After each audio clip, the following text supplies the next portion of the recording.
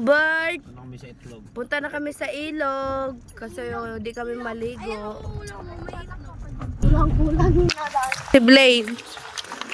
Ay! Oh, si Renz! Saan na si Riz Lloyd? Saan si Riz Lloyd? Lloyd, malalim dyan, Lloyd. Hala, 6 pa lang yan. Mga 6:40 pa lang yan. Pero yung init, oh. Lloyd! Dito ka, Lloyd! Maglakad niya kayo kasi madulas dyan. Pag nadulas kayo, basa. Oh, maglakad kayo. Kasunod balik namin dito. Dito kami mag-ano. Let's go. Maligo, kakain. Yan ah. Ate, Ay, ano yan, oy! dyan. Ilog ito. Ilog.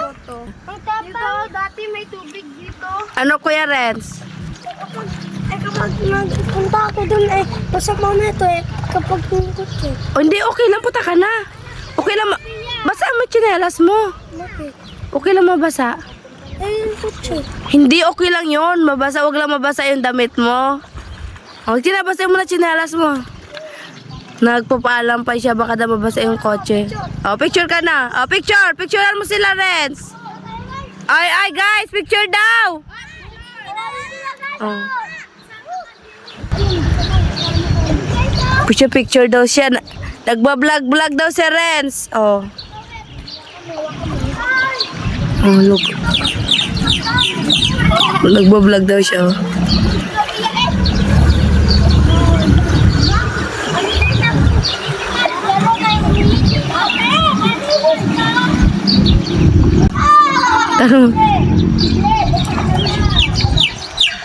Blaine, itaas mo yung short mo, Blaine.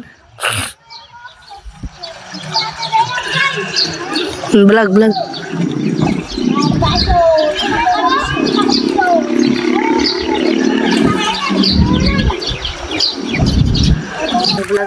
Vlog daw niyo sa Renza.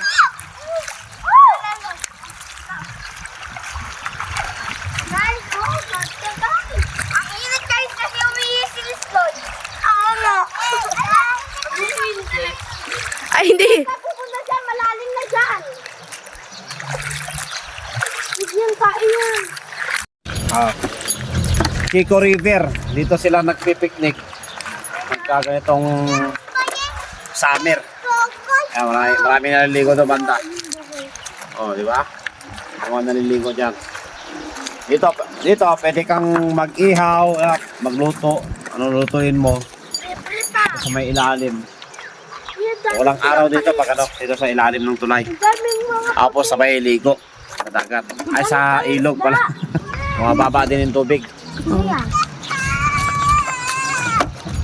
Hindi na sarap. Yung sasakyan, pwede rin ibaba dito. Ay, sasakyan ko nandun. Galing doon sa taas, bababa ka, paikot. Pwede mo ibaba yung sasakyan. O, di ba? Presko dito, mahangin. Sarap ng hangin. Wala kang ibang maririnig kundi ng tunog ng ng ilog. Kaya yung mga